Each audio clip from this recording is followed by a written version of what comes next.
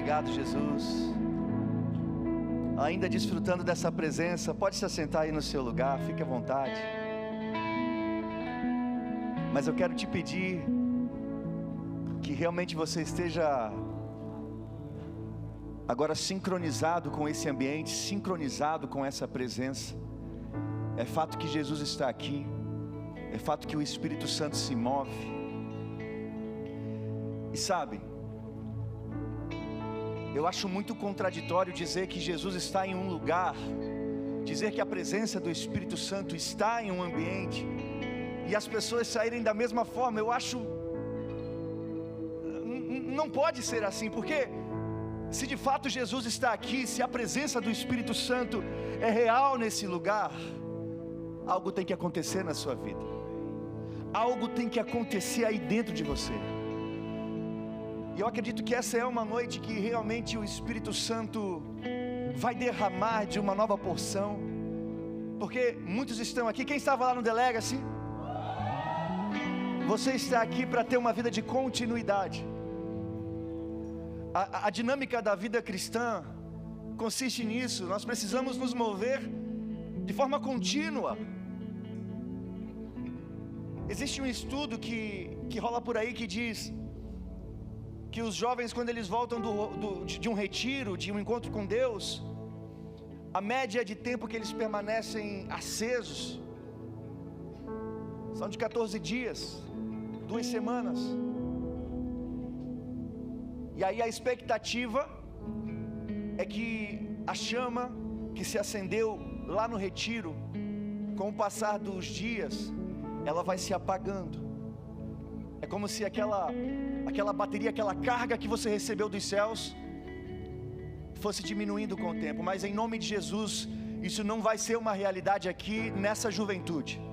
Em nome de Jesus, essa não vai ser uma realidade no nosso meio, porque nós vamos viver e atender a ordem de continuidade que o Senhor nos dá. Ele disse: mantenha todos os dias o fogo aceso sobre o altar. Todos os dias, e aqui tem uma geração que já se comprometeu, que já atendeu e aceitou a responsabilidade de manter a chama acesa. Passem os dias, passem uns anos, a minha oração é que o seu coração continue amando, continue se rendendo, as lágrimas continuem a cair de amor e devoção ao Senhor Jesus. Que sejamos uma geração de continuidade, em nome do Senhor Jesus. Amém, queridos? E eu confesso que eu estou bem feliz de ver vocês aqui, porque aqui nós temos a seleção dos que são posicionados, porque chove, parece que a galera é de açúcar, sabe? Parece que a galera vai ficar derretida. Não. Você que está aqui nessa noite, me demonstra o seu coração, me demonstra a sua responsabilidade em relação à presença, em relação à comunhão, em relação ao reino. Realmente eu acredito que tem uma porção dos céus para você que está aqui. Glória a Deus. Antes de começar, eu gostaria de saber se tem alguém aqui pela primeira vez. Glória a Deus, glória a Deus, glória a Deus, glória a Deus, glória a Deus. Sejam bem-vindos, que Deus abençoe cada um de vocês. Sempre gostamos de dizer que, como o próprio nome dessa igreja sugere, nós vivemos essa realidade, somos família do reino. Então esse não é um lugar para você frequentar, não é como um shopping, não é como um restaurante. Aqui é uma família, e família a gente pertence. Então eu espero que você tenha se sentido acolhido, abraçado, e que realmente Deus possa falar com você em nome de Jesus. Amém, queridos? Glória a Deus. Pode permanecer hoje só o teclado, por favor. Vamos aplaudir ao Senhor Jesus por essa banda maravilhosa. Glória a Deus. Glória a Deus. Vamos para a palavra de Deus, amém, queridos? Quem aí gosta da palavra de Deus? Se você gosta de anotar, essa mensagem tem título. O título é: Criados para superar limites. Criados para ir além. Amém? Glória a Deus. Vamos lá. Eclesiastes 3, versículo 11. Eclesiastes 3, versículo 11.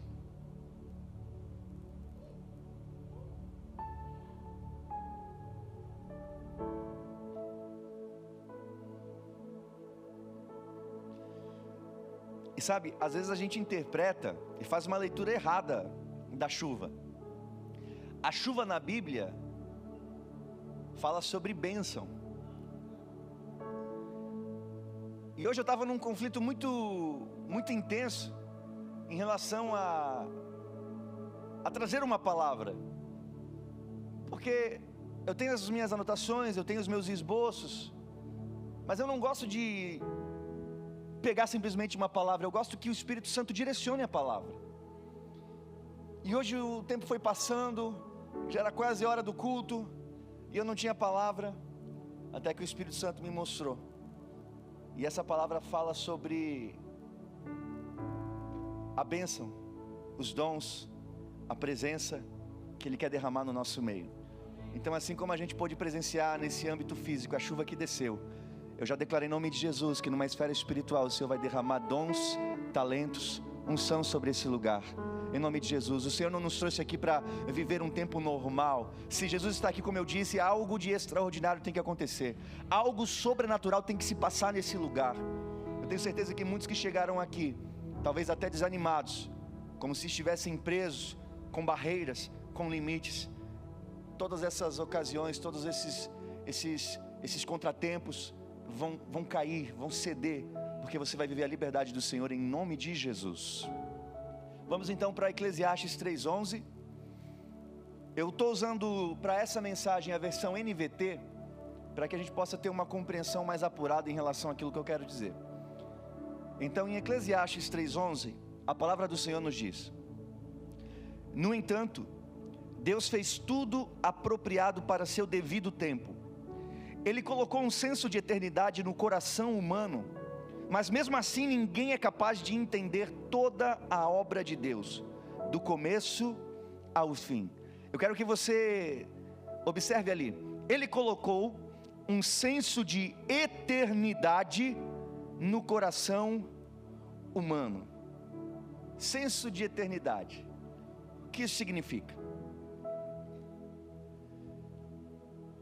A sua origem, o lugar de onde você veio, não fala dessa terra. A sua origem, a sua pátria, o lugar onde você foi criado, onde tudo começou, foi na eternidade. Mas quando você nasce, eu estou resumindo aqui, isso aqui é uma matéria, é uma aula, mas eu vou resumir para ficar fácil, e vou tentar ser didático. Quando você nasce e assume essa forma humana, ainda assim dentro do seu coração, Deus planta, Deus insere um senso da eternidade. Esse senso da eternidade fala sobre um desejo que o homem possui, um desejo por algo que supera aquilo que é natural, um desejo que busca algo além dessa realidade palpável, desse mundo físico. Por isso que pessoas que não encontraram o caminho, ou seja, pessoas que não tiveram um encontro com Jesus, elas buscam alcançar essa realidade sobrenatural através de magia, através de seitas, através de certas rodas, porque elas querem, pois dentro do coração existe uma demanda, existe um desejo por alcançar aquilo que não é físico, aquilo que não é terreno, mas sim aquilo que fala sobre a eternidade, aquilo que é espiritual, aquilo que é eterno. Então quando você encontra Jesus e você passa a andar nesse caminho, esse desejo que você tem em relação ao eterno começa a ganhar clareza, começa a ganhar sentido. Por isso que a Bíblia diz que existe um conflito dentro de você que consiste em ter que escolher entre o homem espiritual e o homem natural. Porque ao mesmo tempo que você tem esse desejo, não sou eu que estou dizendo, está na Bíblia. Se a Bíblia está dizendo que Deus colocou um senso de eternidade dentro do coração do homem, significa que esse senso está aí, e você tem um desejo por preencher, por se encher daquilo que é eterno. Porém você só pode acessar essa realidade, de fato ser pleno em Deus, a partir do momento que você entende a importância e necessidade de viver no modo homem espiritual. enquanto homem carnal, nós não conseguimos acessar esse cenário, essa realidade da eternidade, essa realidade espiritual. Porque a Bíblia diz que o homem carnal não consegue compreender aquilo que é espiritual. O homem carnal, quando ele observa aquilo que é espiritual, a Bíblia diz que parece que é loucura. Ele não discerne, ele não compreende. Mas eu tenho certeza que aqui se levanta uma juventude diferente. Uma juventude que vai viver o modo homem espiritual. Uma juventude que vai conseguir acessar a realidade espiritual, a realidade dos céus, não somente para dizer que acessa, mas ao mesmo tempo que acessa, traz e manifesta na terra, traz e manifesta, transformando a sociedade, transformando ambientes em que pisa os pés. Esse senso de eternidade existe para que você supere o limite daquilo que é comum e alcance aquilo que é eterno, alcance aquilo que é a realidade de Deus, realidade dos céus. A gente vê que muitas pessoas, como eu disse, vivem de um modo a tentar encher esse coração. Esse coração carrega um senso por aquilo que é espiritual, mas muitas pessoas, por não entenderem isso, elas tentam suprir essa necessidade. Existe aqui um desejo, um anseio, então elas se ocupam com diversas distrações, com diversas atividades, tentando encher essa necessidade que tem no coração. Mas aí eu quero te dizer que não é nada que você encontra na terra, nada que você encontra aqui é capaz de encher esse coração que foi projetado para os céus. Nada aqui nessa terra pode satisfazer esse coração, somente a presença, somente Ele pode realmente preencher esse vazio. Existe uma frase que eu acho muito interessante que diz: o vazio que você tem dentro de si tem exatamente o tamanho de Deus. Nada que você tente colocar ali vai ser suficiente, não vai se encaixar, porque existe uma necessidade, um senso, um desejo dentro de você que clama por Deus, que clama por aquilo que é eterno. Amém, queridos? Glória a Deus. Olha só, por mais que você admire os homens de Deus, o mais top, o mais incrível homem de Deus que existe hoje, ele é filhotinho perto de Jesus. A nossa régua, o nosso padrão é o Senhor Jesus Cristo. Ele é a nossa referência máxima de cristianismo. Por isso que inclusive ele vive toda a sua trajetória, e em um determinado momento ele diz assim: eu vos dei o exemplo para que vocês façam aquilo que eu fiz, porque eu sou o parâmetro, eu sou o modelo, eu sou o exemplo para vocês. Então aquilo que eu fiz serve de exemplo para que vocês façam também. E tem um texto que eu quero ler com você, porque, cara, Jesus, quando você observa a vida dele, basta você ler os evangelhos. Eu gosto muito de ler na ótica de Marcos, porque Marcos evidencia esse Jesus poderoso, que cura, que liberta. Então eu gosto muito de ler através da perspectiva de Marcos. E Jesus, por onde ele passa, ele cura as pessoas. Jesus, por onde ele passa, ele liberta as pessoas. Jesus, por onde ele passa, ele traz provisão. Jesus era realmente um solucionador de problemas. E sabe, irmão, esse é o segredo do sucesso de Jesus. Jesus teve sucesso porque ele viveu a servir a necessidade dos outros. Existia alguém doente, ele curava. Existia alguém com fome, ele dava de comer. Existia alguém preso, ele libertava. Ele servia. E você vai ver que num contexto natural, aquele que mais serve é aquele que mais tem sucesso. Observa, por exemplo, o supermercado. Vamos falar do MESC. É um mercado próspero? Está comigo, crente? É um mercado próspero? É um mercado movimentado? Agora tem de contrapartida aquele mercadinho do bairro, um mercadinho simples, que às vezes o comerciante, ele passa ali na misericórdia, ele só se mantém, o lucro é baixinho, porque existe uma diferença em relação às pessoas que estão sendo servidas. O MESC serve mais pessoas, por isso ele tem mais sucesso. O mercadinho do bairro não serve tantas pessoas assim, ele não alcança tantas pessoas assim. Então quando você se move a entender a maneira que Jesus agiu, você também se torna aquele que serve. E quanto mais você serve, mais sucesso, não o sucesso terreno, o sucesso dos céus se manifesta sobre a sua vida. Porque de verdade a gente tem um conceito errado acerca do sucesso espiritual. Nós viramos quando eu digo nós, eu não estou falando nós aqui, eu digo geral, tá? A igreja em si virou uma seitinha gospel, cheia de tradições, manias e mentiras. Porque a religião atual diz que a porta que Deus abre é aquela que você vai ganhar em dobro. A religião disse que só é bênção se promove você. Mas e a porta que Deus abriu para Jesus, lá em Jerusalém, para ele ser pregado no madeiro? E foi através dessa porta que a humanidade alcançou a redenção. Será que você iria para um lugar para ganhar menos, mas lá naquele lugar Deus usaria você para fazer um avivamento acontecer? Será? Ou será que a gente está tão acostumado, não, só é de Deus se é bom? Será que não tem certas portas que Deus abre, que aparentemente você não entende, mas ali Deus manifestaria milagres? Ali você seria realmente útil. Então nós criamos uma interpretação errada, porque nós consideramos que sucesso é eu estar bem, Deus realizando os meus desejos.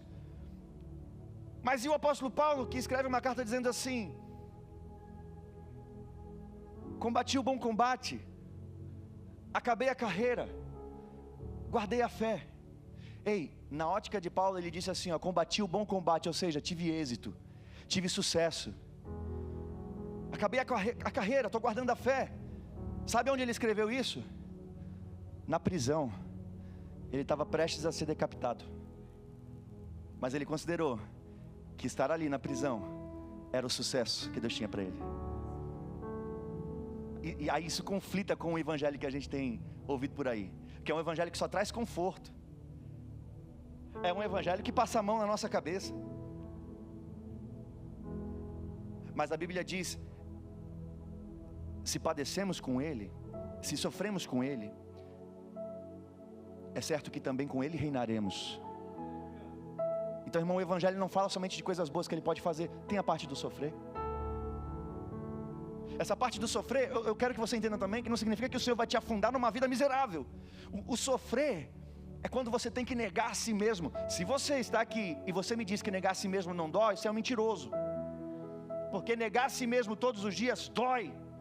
Passar por cima de você, atropelar o velho homem, dói. Mas cada vez que você decide se submeter, não para agradar a sua própria vontade, não para agradar o seu próprio eu, mas para atender a vontade, agradar a vontade dele. Quando você se submete, quando você nega a si mesmo, então você recebe da graça e da vida que ele tem. Cada vez que você nega a si, cada vez que você passa por cima de si, ignorando as suas próprias vontades, os seus próprios desejos, cada vez mais ele derrama da vida, derrama da bênção sobre você. Então quando você decide sofrer, então ele te coloca num cenário de reinar. Quando o evangelho se torna muito confortável, tem algo de errado. O evangelho não é confortável. Óbvio que ele tem bênção, óbvio que ele é sobrenatural, mas o evangelho não é lá tão confortável. Está comigo, crente? Olha só, e Jesus, ele viveu essa vida extraordinária. Nós temos o relato de 3 pessoas que ele ressuscitou, e eu não acredito que tenha se limitado a esse número, porque a Bíblia diz que se fossem relatar todos os feitos de Jesus, não haveriam livros que suportassem, que conseguissem registrar todos os feitos de Jesus. Então eu creio que ali nós temos um resumo do resumo em relação às grandes obras que Jesus realizou. E a verdade é essa: Jesus foi sobrenatural. Jesus ele tinha solução, ele era a resposta. E aí não bastasse, ele pega e deixa essa bomba escrita. Eu quero ler com você João 14:12. João 14:12. Vocês estão tímidos hoje? Será que é a chuva? Ou foi uma semana cansada?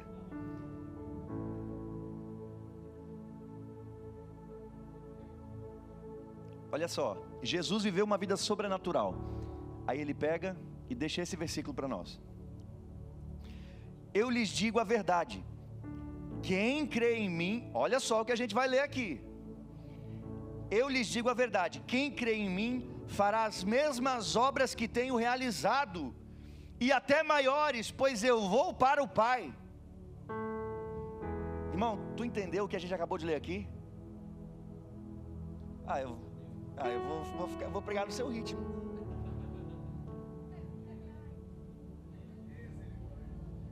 Ô irmão, você viu ali o que a gente acabou de ler? Ô irmão, ei, Jesus viveu uma vida sobrenatural, e aí ele chega e fala assim: galera, o que eu fiz, vocês também podem fazer. Eu vou pregar assim, está funcionando? Jesus disse assim, o que eu fiz, vocês também podem fazer. Detalhe, obras maiores. O que eu fiz, vocês também podem fazer, até coisas maiores. Irmão, aplaude o Senhor Jesus.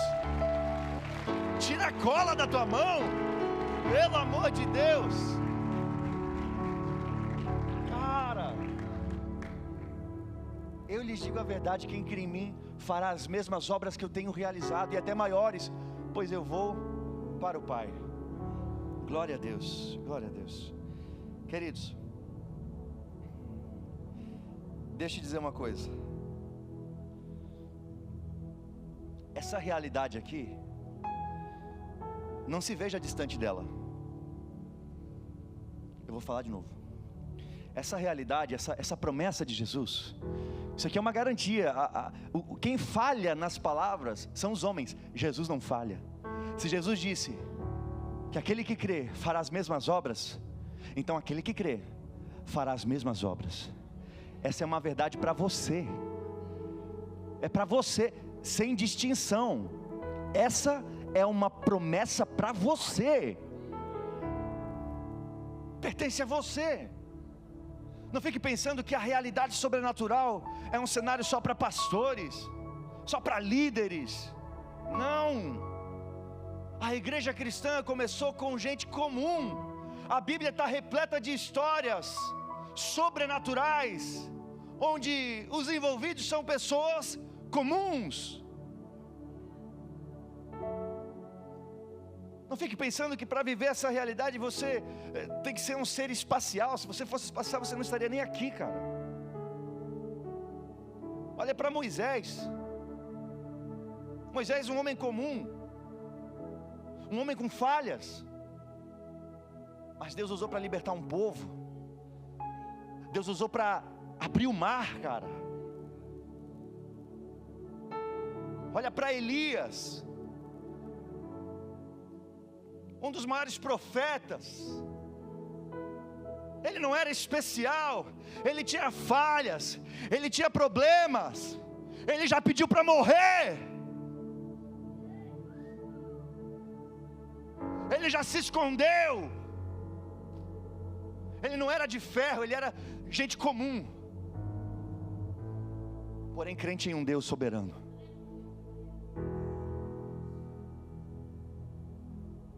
Um homem que fez cair fogo do céu, pegou fogo no molhado, foi um homem que pediu a morte. Quando você estuda ali, ele estava num cenário de profunda depressão. Elias teve depressão, ele pediu para morrer. Mas sabe o que é mais lindo? É que Jesus não leva em consideração a oração do tolo, a Bíblia diz. Ele queria morrer, mas no final nem morrer ele morreu, ele foi levado vivo para o céu. Porque não é a vontade do homem que é atendida, mas sim a vontade de Deus que é soberano sobre nós.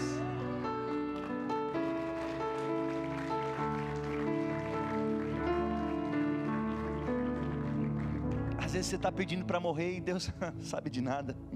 Eu quero que você viva, porque Deus tem propósito com você. A Bíblia diz que antes de você nascer, Deus escreveu o propósito da sua vida. Esse é assunto para outra hora, mas tem um propósito para você viver. Um propósito. Amém, queridos? Olha só.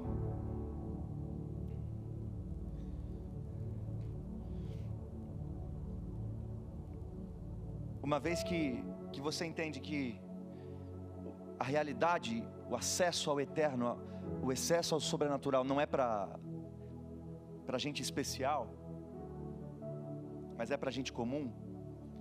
Então essa realidade sobrenatural pode se tornar real a partir de hoje na sua vida.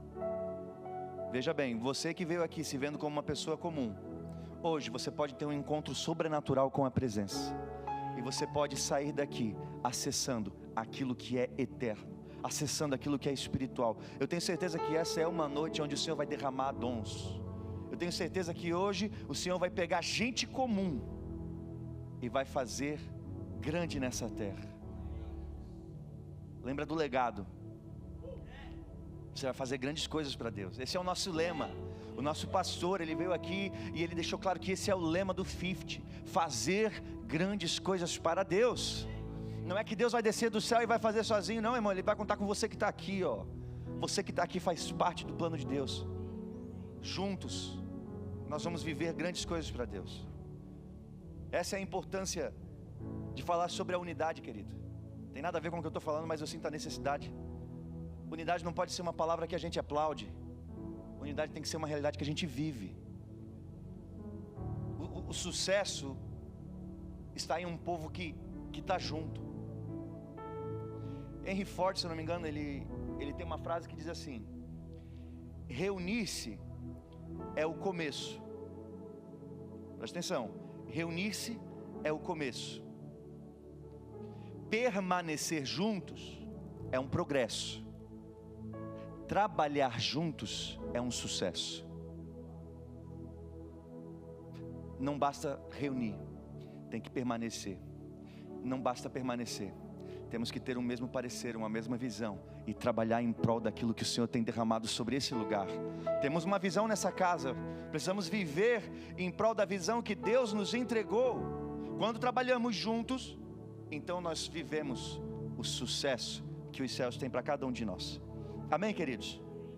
Glória a Deus. Então eu quero compartilhar aqui alguns princípios. Se você deseja, obviamente, viver essa vida, rompendo esse limite do natural, acessando o sobrenatural, eu quero compartilhar alguns princípios. Primeiro, descubra a razão do seu nascimento. Mateus 16, a partir do 15. Mateus 16, a partir do 15.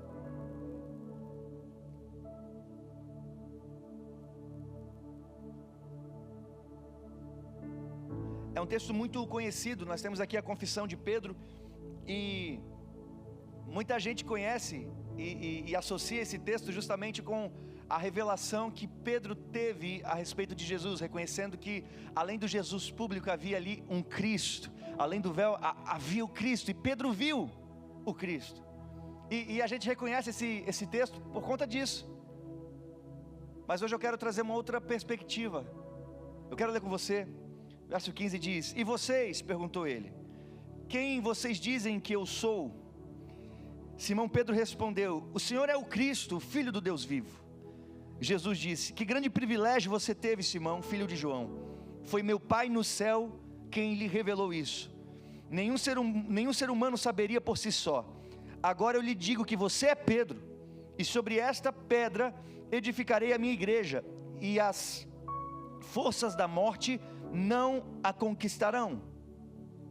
Queridos, aqui acontece algo incrível. Jesus está querendo saber qual é a imagem que os próprios discípulos têm acerca dele. Porque acredite você ou não, é possível que você seja discípulo, caminhe perto, mas não saiba quem ele é. Preste atenção. Existe o risco de você caminhar perto de Jesus, ser um discípulo, frequentador de igreja, mas não saber quem ele é. Então Jesus pergunta: quem as pessoas dizem que eu sou? E ali alguns discípulos começam a responder. Alguns dizem que o Senhor é Elias, Jeremias, um dos profetas, ou até mesmo a reencarnação de João Batista. E Jesus diz assim: tá, mas eu quero saber agora o que vocês dizem. Vamos deixar o que o mundo diz sobre mim para lá, e agora eu quero ouvir de vocês, o que vocês dizem sobre mim. E eu acredito que houve um período de silêncio, até que Pedro tem a revelação. Pedro enxerga além daquela pessoa pública e vê o Cristo, a divindade ali encarnada, e ele diz: tu és o Cristo, Filho do Deus vivo. Só que depois disso, Jesus olha para Pedro e diz assim: e tu és Pedro. Pedro diz: tu és o Cristo. Jesus olha para Pedro e diz: tu és Pedro.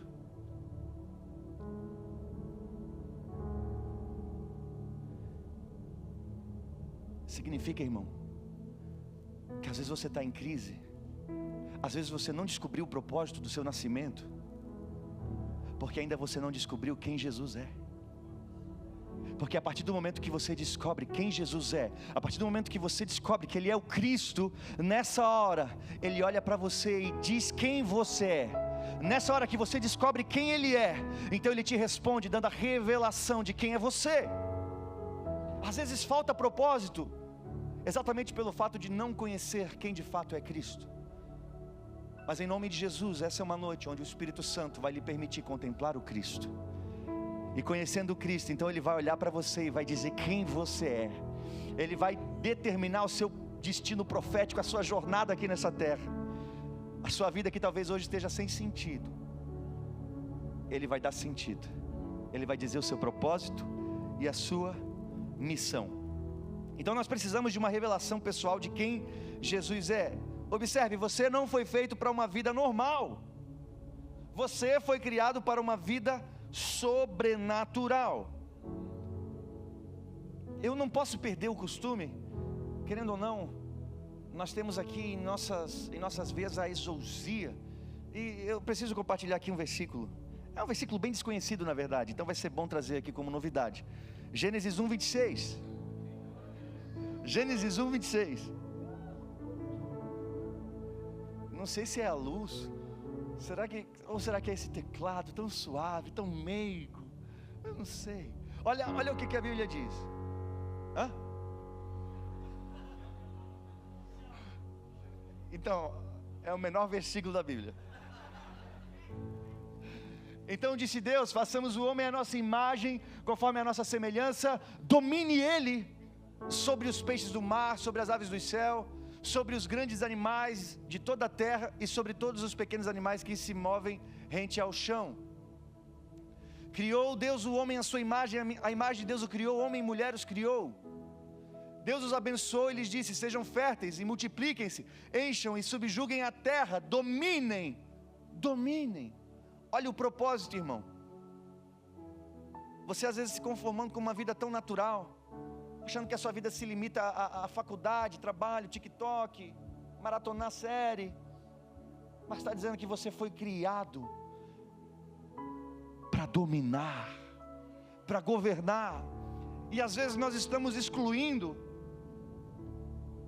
estamos tentando maquiar a ausência do eterno em nós com coisas superficiais.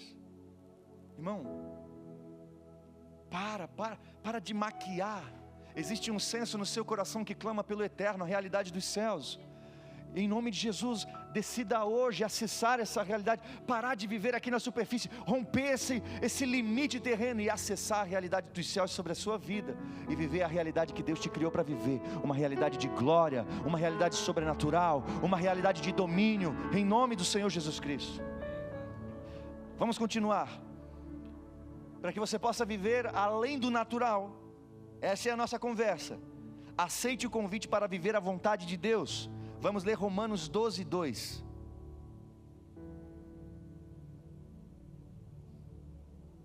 Romanos 12:2 diz assim: não imitem o comportamento e os costumes deste mundo, mas deixem que Deus os transforme por meio de uma mudança em seu modo de pensar, a fim de que experimentem a boa, agradável e perfeita vontade de Deus para vocês. Irmão, a advertência do apóstolo aqui consiste em pedir para que o povo não se acostume com os padrões do mundo, porque o mundo é terreno. A Bíblia diz que o mundo, a sabedoria que impera e governa esse mundo é diabólica. A Bíblia diz que esse mundo, ele ele conflita com Deus. A Bíblia diz que a amizade com o mundo é inimizade para com Deus. Então, esse mundo, ele tem costumes, ele tem um ritmo que deixa você natural demais, deixa você humaninho demais, racional demais, deixa você muito natural. Lembra, a Bíblia diz que para o homem natural, as coisas de Deus parecem loucura, ou seja, é impossível, é delírio. Irmão, eu contei no retiro, Deus encheu um pneu furado. O natural não entende. Como assim pneu murcho? O homem natural não entende, mas quem vive a realidade dos céus, conhece o Deus a quem serve, e sabe que Deus é sobrenatural. Jesus disse: eu vos dei o exemplo, para que vocês façam o que eu fiz. Jesus foi sobrenatural. Nós não podemos ser normais demais, naturalzinho demais. Sai daí, cara, sai desse conforto. Não, basta eu ser um bom crente, um cara com princípios. Cara, tem religião que não é a nossa, que compartilha de outras crenças, mas que prega caridade, que prega bom comportamento. E aí? Tu quer ser diferentão só porque tu é uma boa pessoa?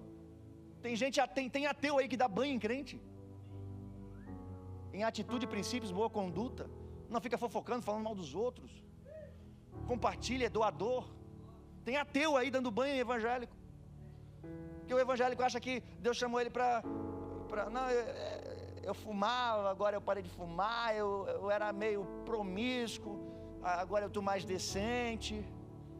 Irmão, isso é o raso do raso. Jesus te chamou para ser sobrenatural, aleluia.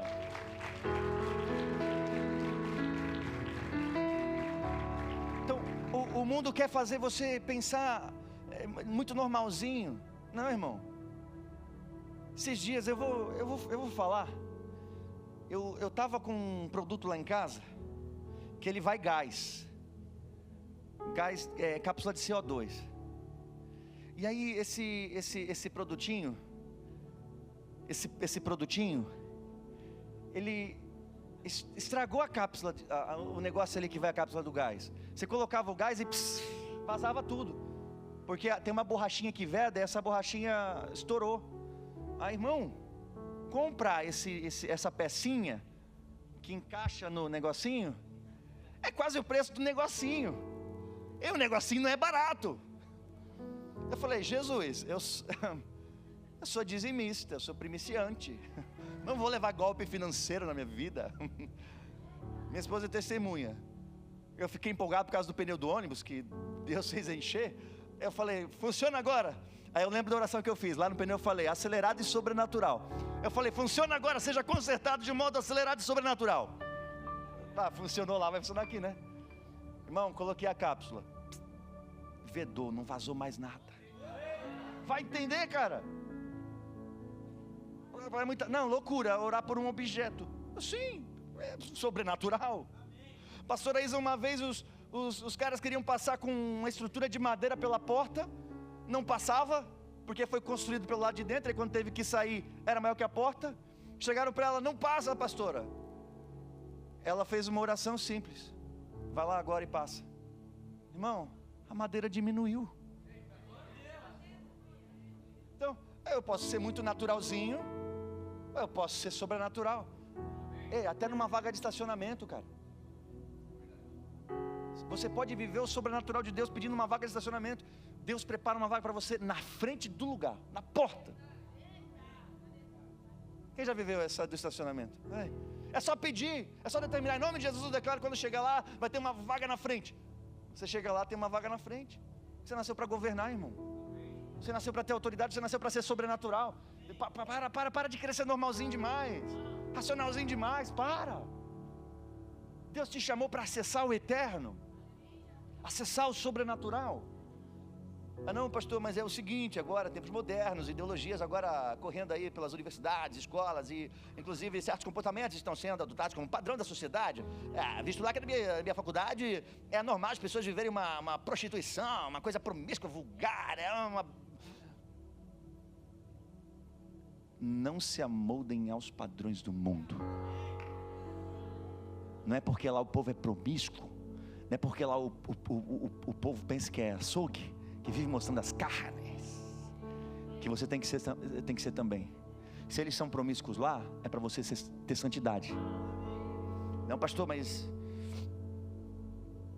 quando eu dou uma fumadinha, né, pastor? Aquele vapezinho lá, eu estou na roda, lá onde eu trabalho o povo bebe, é cultural a cervejinha, né, pastor? Então toda sexta-feira, sextou, né, pastor? Quando sexta a gente sai, eu trabalho com eles lá, então eles me chamam, eu tomo uma cervejinha. Toma uma cervejinha, cara. Porque esse tu tem que tomar também. Não, pastor, o mundo está totalmente desestruturado emocionalmente, está todo mundo vivendo uma loucura e é muita Coca-Cola, o povo está ficando biruta. Estão tudo descompensado. Mas Deus quer que você domine as suas emoções. Amém? Não é porque os outros fazem que você tem que fazer. A sua mãe já dizia, você não é todo mundo. Então não é porque o mundo está fazendo que você tem que fazer, pelo contrário. Você tem que ser a diferença onde você está. Se o povo bebe, não bebe, pelo contrário. Se o povo está fazendo coisa errada, você não é todo mundo, irmão. Não se acostume, não se molde aos padrões desse mundo. Deixe que Deus transforme você, a fim de que você experimente essa boa, agradável e perfeita vontade. Em nome de Jesus. Terceiro, e aqui a gente está finalizando, o louvor pode subir, que a gente está finalizando de verdade. Geralmente eu chamo para parecer que está acabando, mas hoje de fato está acabando. Vocês não estão comigo, pô. Eu não sou palestrante. Eu não gosto de ser palestrante que fica falando. Não, a gente tem que pregar junto, você tem que entrar comigo na pregação. Não, é isso mesmo, pastor, eu nasci para ser sobrenatural. É isso,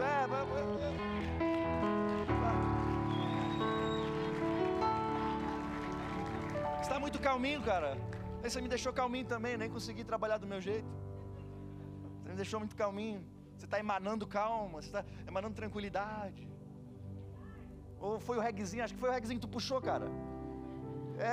Acho que está ocupado, né? Então, vou dar uma adiadão, tem que projetar para alguém, né? Não, estou brincando, o reguezinho foi... Não, o forró foi inusitado, cara. O forró foi diferente. Acho que não é a primeira vez que toca, mas foi diferente. Queridos, terceiro, se você está anotando, eu falei que tinha quarto, pastor? Não tem, é só 3. Aquele esquema lá, tá sabendo, né? Deu certo já? Você é linda, sabia? Ô louco. Eu te olhei, eu fiquei desconcertado agora. Mateus 3,16. Eu falei qual é o terceiro item? Encha-se do Espírito Santo. Olha só, descubra a razão do seu nascimento, aceite o convite para viver a vontade de Deus, e terceiro e mais importante, encha-se do Espírito Santo. Mateus 3,16. Olha só. Depois do batismo, enquanto Jesus saía da água, o céu se abriu e ele viu o Espírito de Deus descer como uma pomba e pousar sobre ele. E uma voz do céu disse: Este é meu filho amado, quem me dá grande alegria. Irmão, eu falei para você que Jesus é o nosso parâmetro máximo, certo? Sim ou não? E o nosso Senhor Jesus Cristo, Deus encarnado, Ele não ousou iniciar o seu ministério sem o Espírito Santo. Os primeiros cristãos, os primeiros apóstolos, não ousaram iniciar o ministério sem o Espírito Santo. Eles aguardaram até que se cumprisse o Atos 2. Jesus disse: aguardem, esperem em Jerusalém até que do alto sejais revestidos, para que vocês recebam a promessa do meu Pai, o Espírito Santo. Irmão, a promessa, existem promessas na Bíblia, existe a promessa sobre a qual a Bíblia se refere, fala da pessoa do Espírito Santo. Ele é a promessa. Você já viu? Tem os carros e o carro. Irmão, tem as promessas e tem a promessa, que é o Espírito Santo. Não adianta eu vir aqui falar ser sobrenatural e orar e madeira diminuir, coisa arada, se você não tem o Espírito Santo, porque Ele é a fonte disso tudo. Ele é a fonte do sobrenatural. Ele é quem detém o poder. O poder que opera sobre a terra está com o Espírito Santo. Nós somos como uma canoa. A canoa precisa de um motor, cara. Para que essa canoa possa se mover, ela precisa de um motor. O motor que dá movimento a nós é o Espírito Santo. Às vezes você se vê numa vida meio natural demais, como eu disse, normal demais, monótona, não tem um toque do sobrenatural, é muito natural. O problema disso é que ser natural demais te deixa pacato. Ser natural demais faz com que você perca o desejo, perca o sentido acerca das coisas de Deus. Então essa é uma noite, se coloque de pé em nome de Jesus. Essa é uma noite, cara.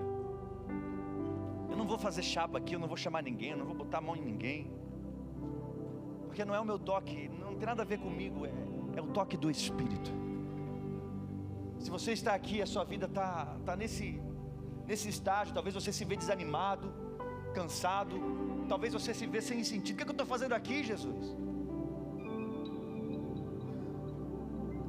Eu estou sendo homem de Deus, estou sendo profeta, eu estou vendo corações que falam exatamente isso. O que eu estou fazendo aqui? Talvez você está aqui, você é uma pessoa decente, uma pessoa com princípios, uma pessoa de santidade e obediência, porém muito natural. Hoje o Espírito Santo vem com poder sobre a sua vida, para te dar acesso a essa realidade sobrenatural. Você foi chamado para superar limites, sair dessa realidade terrena e acessar a realidade dos céus, e através do Espírito Santo. Então nós vamos adorar ao Senhor, nós vamos continuar atraindo essa presença através da adoração. Enquanto nós adoramos, você aí no seu lugar, você vai orar e você vai colocar demanda. Ei, a Bíblia diz que aquele que pede, recebe, mas você tem que abrir a sua boca. Você tem que demonstrar interesse, você tem que ter fome. E uma vez que você pede o Espírito Santo para Deus, Deus não fecha a porta na sua cara. Quando você pede a presença do Espírito Santo, Deus te dá. Está na Bíblia, Ele não pode resistir. Ele disse: se você pedir o Espírito Santo, Ele vai te dar. Peça o Espírito Santo, peça um encontro com Ele nessa noite. Feche seus olhos em nome de Jesus.